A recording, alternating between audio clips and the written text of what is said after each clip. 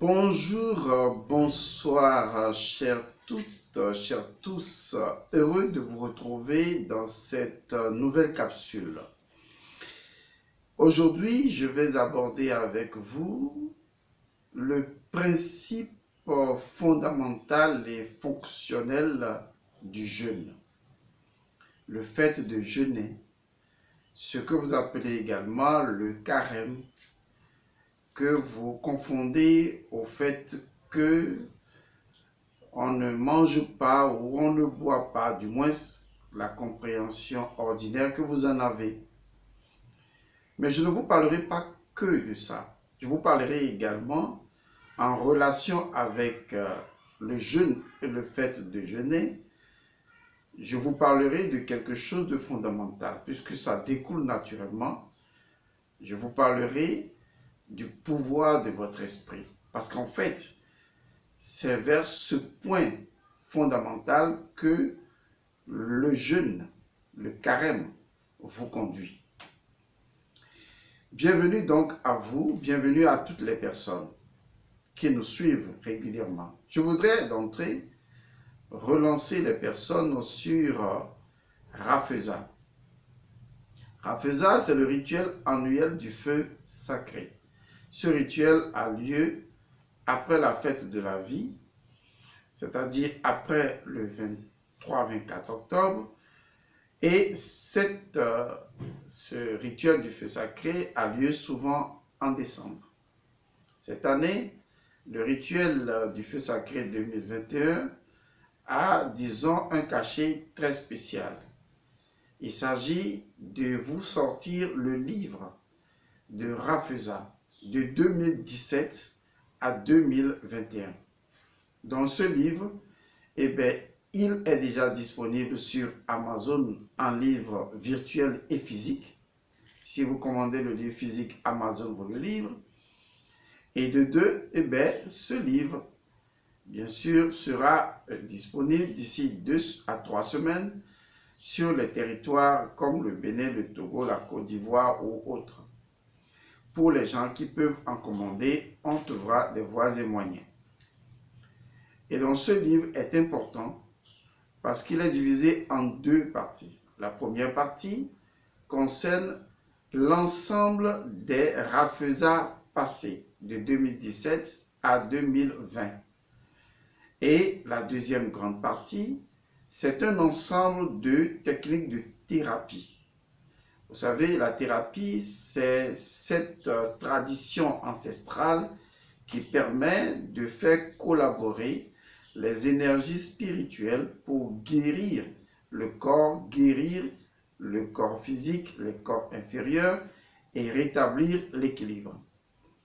Et donc vous avez une panoplie de rituels ou de thérapies qui vous aideront dans plusieurs domaines. Dans le domaine de la protection, de la purification, du désenvoûtement, mais également il y a une technique assez délicate qui vous aidera à cacher votre âme. Et ça, vous pouvez trouver ça dans Rafeza 2021. On peut ainsi également l'appeler. Ce livre sera à un prix unique de 5 000 francs. Les personnes qui veulent avoir ce livre, vous pouvez déjà toucher les secrétaires du Bénin et du Togo. Vous pourrez donc soit réserver le livre ou vous pourrez également attendre et vous l'aurez à sa sortie. Nous voulions que ce livre sorte beaucoup plus tôt parce qu'il y a plusieurs exercices que nous allons vous demander de faire lorsque nous allons créer le groupe dans lequel vous allez vous trouver. Ces exercices vont s'appuyer sur le contenu de cet ouvrage et vous allez pouvoir justement en bénéficier. Et donc, on vous parlera de Rafeza d'ici quelques semaines en détail et des choses à faire. Je vous ai déjà dit qu'il y aura le rituel de purification sur place, mais il y aura également, et je vous en ai parlé, comment faire l'accompagnement des personnes qui sont décédées dans vos familles que vous nous enverrez pour le jour du feu sacré. Tout cela, on vous donnera les détails de l'organisation. Bon, pour le moment, Revenons donc au sujet qui nous intéresse aujourd'hui, et savoir, il s'agit donc du principe du jeûne.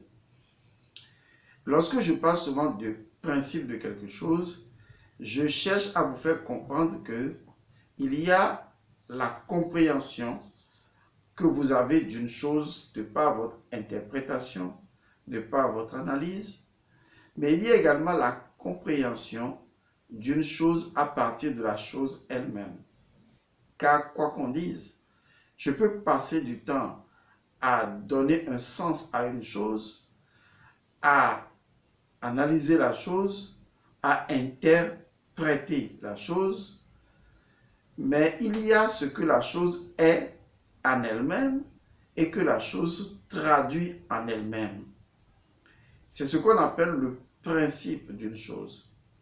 Et donc, le fait de jeûner, le fait de faire le carême, répond donc d'un principe fondamental. Et une fois ce principe maîtrisé, il vous serait possible d'avoir une motivation fondamentale avant d'entrer dans le jeûne.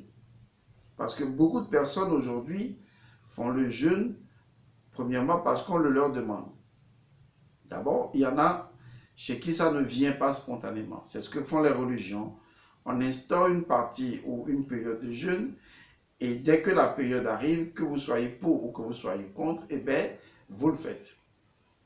Et souvent, les gens vous diront, je suis toujours pour, parce que justement, quand on a été conditionné sur plusieurs années à faire la même chose, on croit inconsciemment qu'on l'a décidé soi-même. Alors qu'en fait, cela fait partie d'une manipulation religieuse de la conscience de l'individu, et il arrive à admettre facilement les choses comme si cela provenait de lui, encore que, franchement, ça ne provient pas de lui.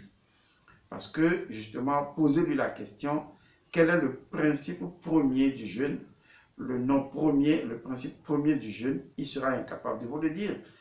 Il vous dira, il se référera à la Bible, que, bon, on a jeûné 40 ans dans le désert, 40 jours, voilà, donc l'Église nous a demandé, ou le pasteur nous a demandé de jeûner.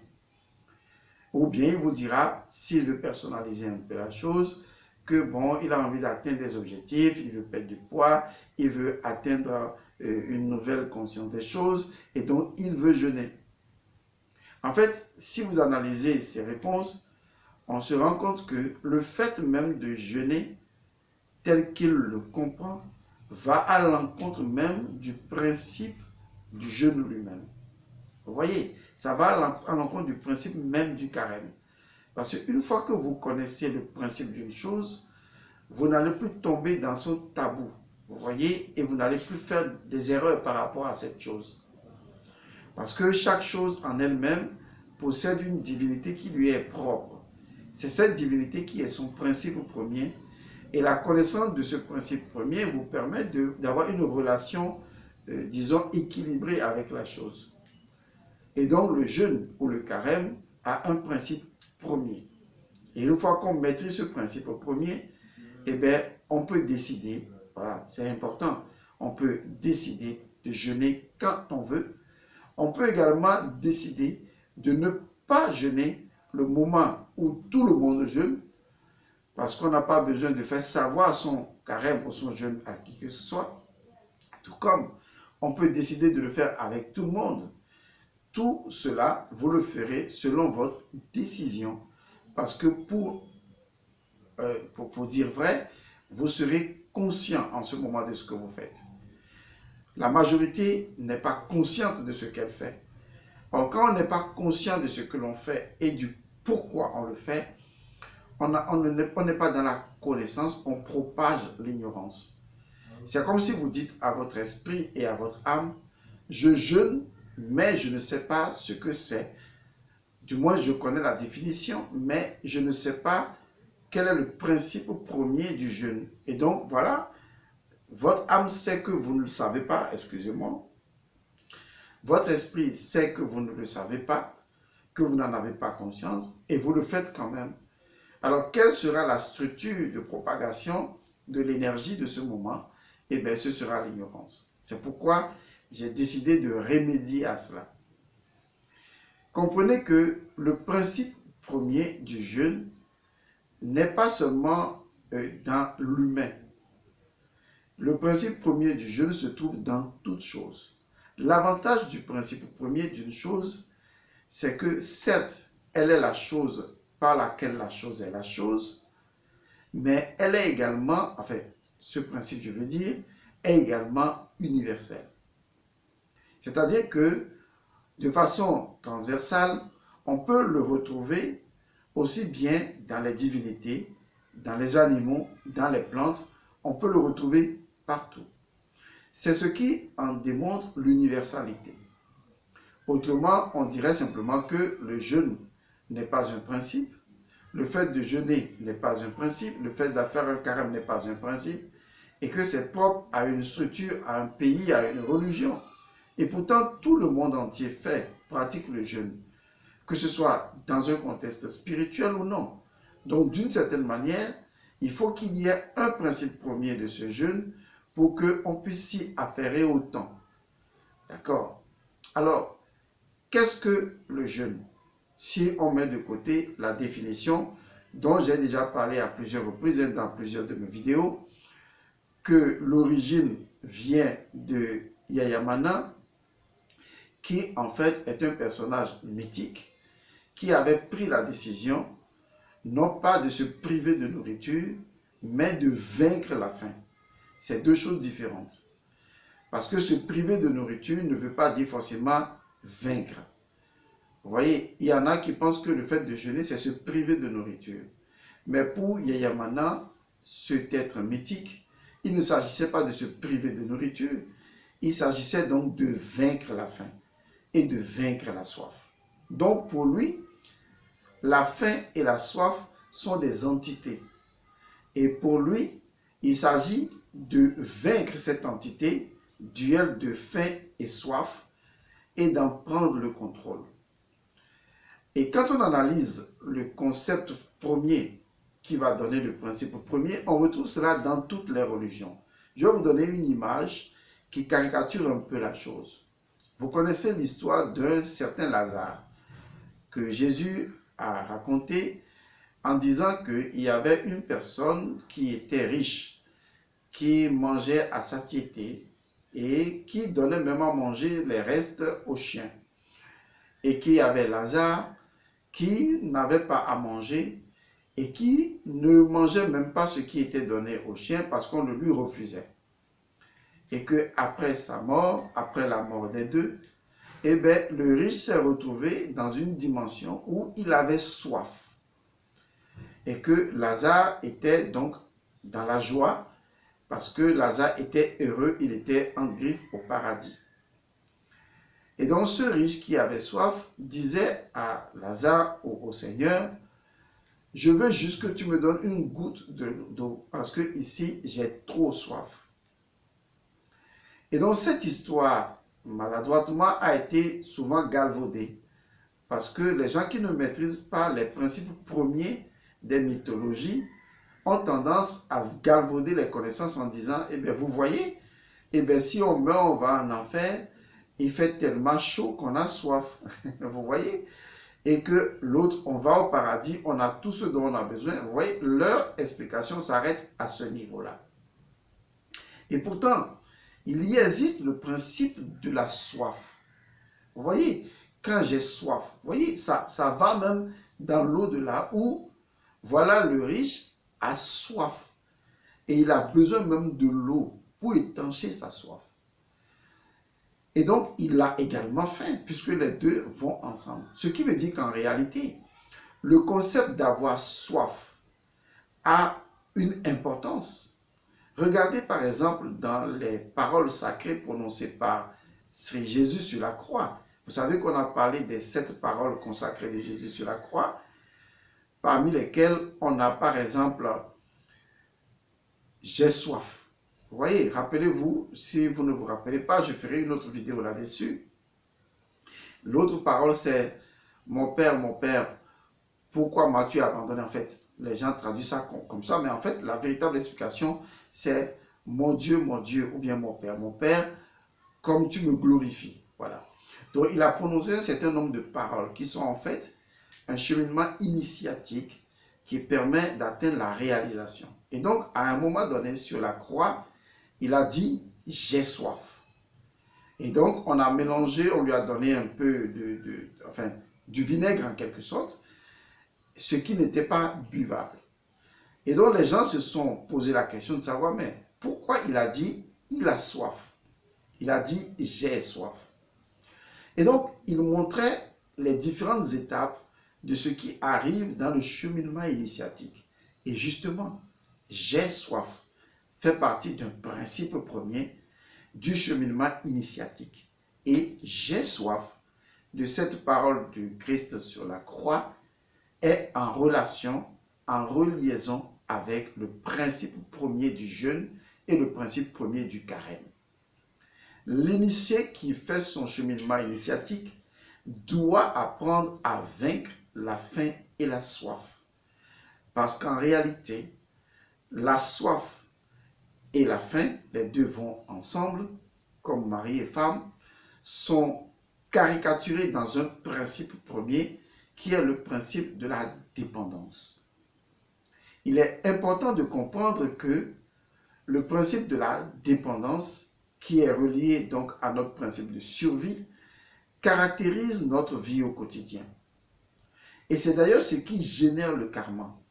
La cause produit l'effet, dépendance. Vous voyez, il y a toujours, la causalité est une dépendance. Toujours. Lorsque je sème une graine, je récolte la dépendance. C'est-à-dire qu'une cause produit un effet qui dépend de cette cause et inversus, la cause également dépend de l'effet. Et ceci de façon continue. De la même manière, un enfant dépend de ses parents, tout comme le fœtus dépend de sa mère. La dépendance. Cela affecte non seulement l'individu physiquement, parce qu'il provient d'une lignée, mais cela l'affecte également spirituellement. Le sang que vous avez est un sang de dépendance, parce que vous l'héritez de vos ancêtres.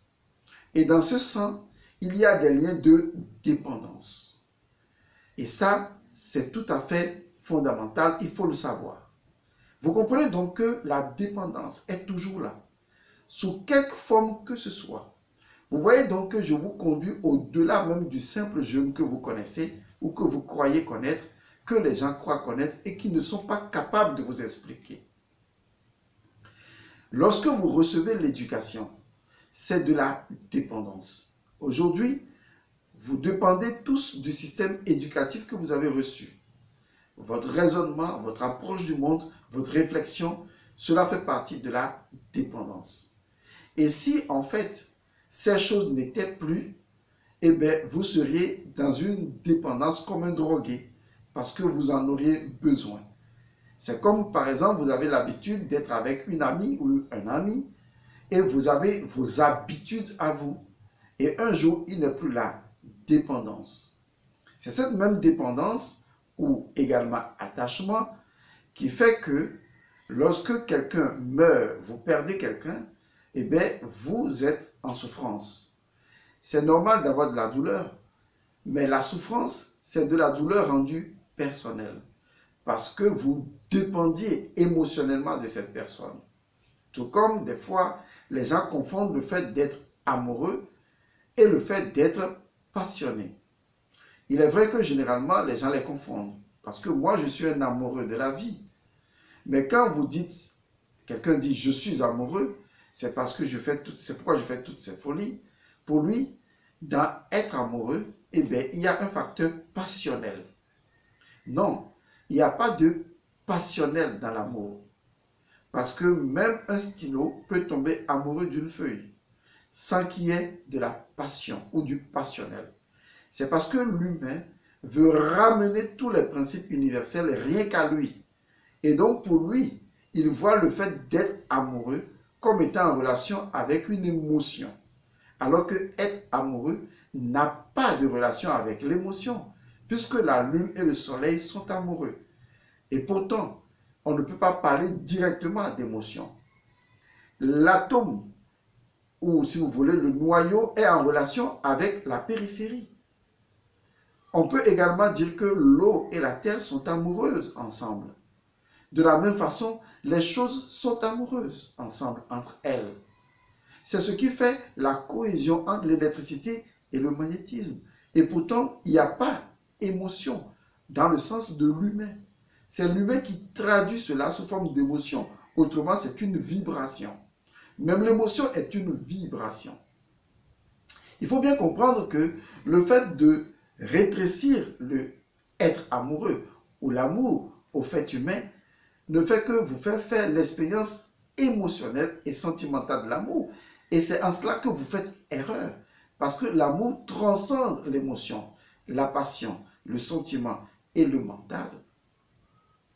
C'est de ça qu'il s'agit. Et donc, lorsqu'on vous parle de, disons, du jeûner, et donc du principe de la soif et du principe de la faim, du principe de la dépendance, vous ne pouvez pas comprendre parce que vous êtes un être dépendant. Fondamentalement, nous sommes des êtres dépendants. Et lorsqu'on nous enlève quelque chose dont nous dépendons, eh bien, nous sommes prêts à tuer pour ça. Quand on enlève un certain Jésus à certaines personnes, ces personnes n'ont plus de vie.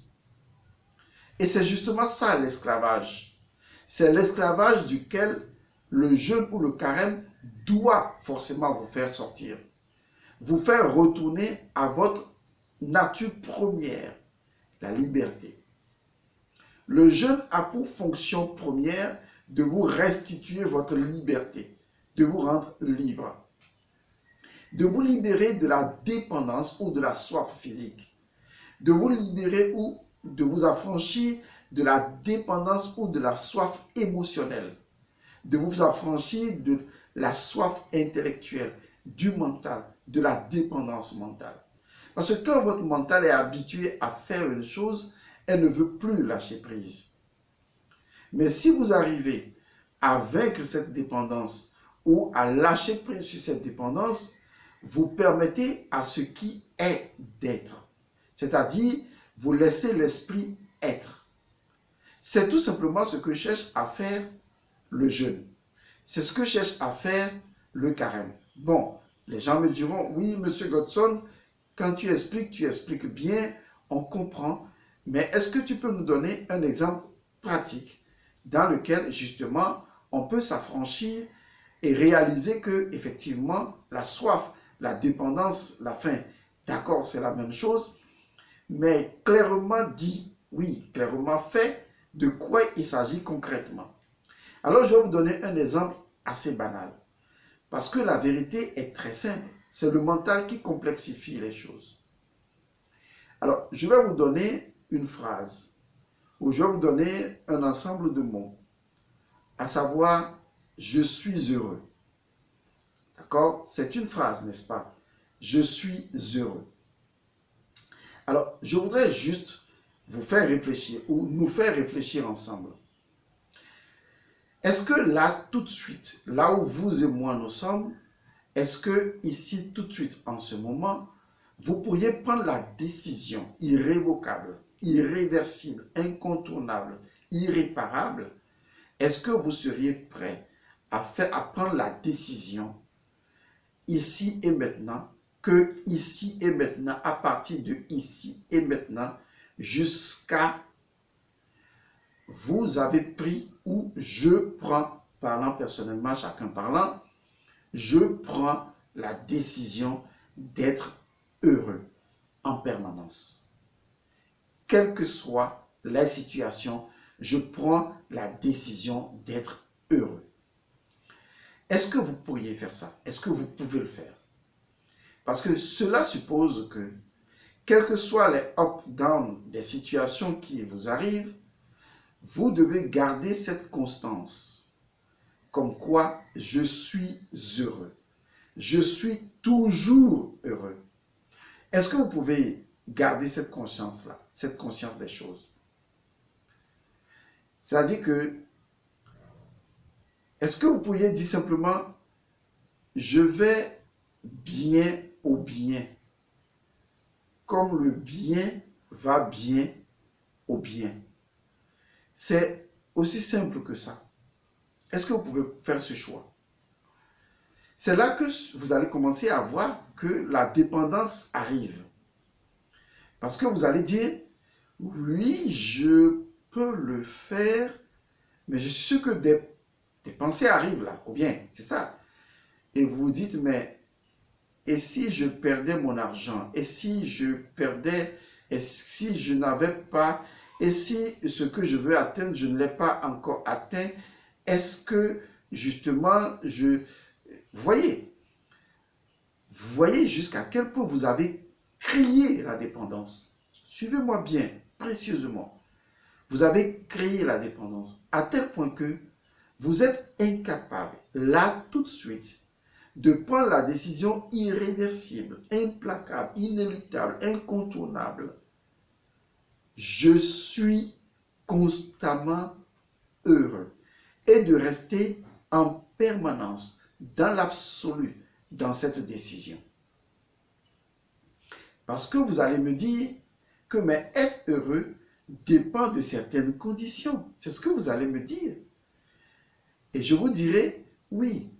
Et pourtant, si on vous donnait ces conditions, il arrivera forcément un moment où vous ne serez plus vraiment heureux et vous aimeriez encore d'autres conditions pour être encore plus heureux que précédemment, que vous auriez déjà oublié. Et c'est ce qui crée la souffrance. Est-ce que vous me suivez? Il faut arrêter ce cycle infernal. C'est parce que vous ne voulez pas, et je vous en prie, suivez-moi bien, c'est parce que vous ne voulez pas laisser chaque chose être ce qu'elle est dans son principe premier. Je suis heureux tout le temps. Considérez cela non plus comme une phrase, mais comme une réalité qui possède son principe premier propre. Et de par ce principe premier qui lui est propre, cette phrase n'a nullement besoin de dépendre d'eux avant d'être. Est-ce que toutes les choses de la nature ne possèdent pas leur principe premier? Ça veut dire quoi le principe premier de chaque chose de l'existence? Ça veut dire que la chose est elle-même d'abord intrinsèquement elle-même dans son en soi. Elle est autonome. Ensuite, de par cette autonomie, elle peut décider ou non d'entrer en relation vibratoire avec une autre chose. Et même si elle devrait entrer en relation vibratoire avec une autre chose et qu'elle devra le faire par la communication universelle de la nature qui, en griffe, semble vous l'imposer, il n'en demeure pas moins que de façon distincte, chaque chose, dans son principe premier, dispose de son autonomie. C'est de là que je suis en train de parler. Est-ce que vous pourriez laisser chaque chose être ce qu'elle est dans son principe premier? C'est ce que les grands maîtres ont appelé le dharma. Ils ont remplacé le karma par le dharma. Le dharma dit, lorsque tu fais une chose, fais la chose pour la chose et c'est tout. Ne fais pas la chose pour toi, ni pour l'autre, ni pour X, ni pour la justifier demain. Fais la chose parce que la chose doit être faite. Vous comprenez ça?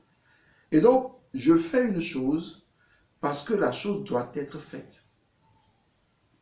Il est vrai que lorsque je bois de l'eau, c'est pour étancher ma soif. Ça, c'est ce qu'on appelle un niveau vibratoire de compréhension. Et ce niveau vibratoire est toujours en relation avec la dépendance et avec le karma. J'ai soif et je bois de l'eau. J'ai faim et je mange de la nourriture. Vous comprenez ça? Mais et si en fait, il y avait un autre niveau de compréhension qui nous dit, je bois de l'eau parce que l'eau doit être simplement bue. Est-ce que vous voyez? Je mange de la nourriture parce que justement, la nourriture doit être simplement mangée. Mon corps mange parce que tout simplement, le corps doit manger. Et donc, à partir du moment où je prends conscience que une chose peut se faire sans que la dépendance entre en relation et que cette dépendance ne se trouve qu'à un certain niveau, mais que je peux évoluer vers un autre niveau. Par exemple, je nourris mes enfants peut-être parce que demain, je veux qu'ils deviennent des personnes voilà, importantes. Je les éduque parce que je veux qu'ils deviennent importantes, qu'ils deviennent autonomes, qu'ils gagnent de l'argent et qu'ils peut-être surviennent à mes besoins. C'est ce que font les parents. Mais et si en fait, je prenais la chose autrement en disant tout simplement, je m'occupe de mes enfants parce que justement, mes enfants doivent être tout simplement occupés à l'éducation. Je le fais parce que ceci doit être fait. En fait, je suis en train de dire que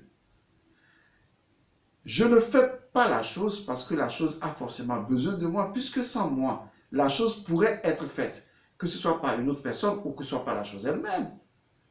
Mais si la chose me donne l'opportunité de la faire, c'est véritablement avec humilité que j'accepte de le faire, tout en sachant que la chose pourrait se passer de moi et être faite. C'est exactement le rapport avec ce que j'appelle le pouvoir de l'esprit. Il faut comprendre que le principe premier du jeûne, ce n'est pas de se priver de nourriture.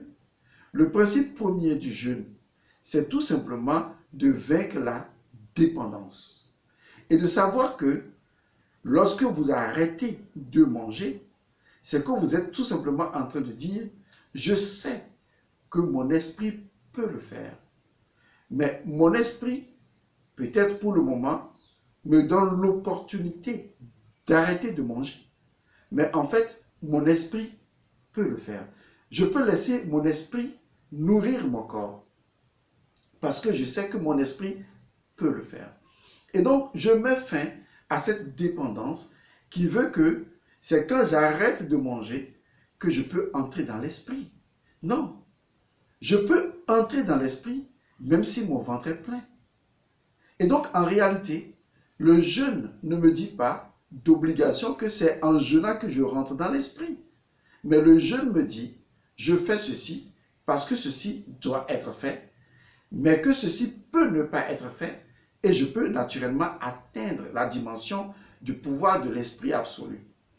Je veux donc dire par là que, en mettant fin à la dépendance, je ne prouve même pas à mon esprit que c'est le fait de ne pas manger qui va purifier ou élever mon esprit. Je prends conscience en mettant fin à la dépendance que mon esprit est déjà, avant même que je n'entame cette envolée-là.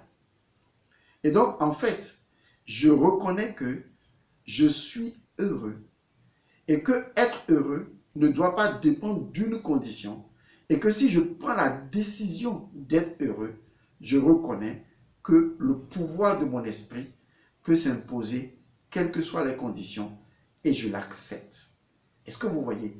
Et donc, votre décision devient la force qui vous permet de reconnaître que même sans jeûner, vous pouvez déjà faire valoir votre esprit parce que votre esprit est indépendant et que votre corps n'est pas le chemin forcément qui permet à votre esprit d'atteindre son autonomie. C'est le chemin de la non-dépendance.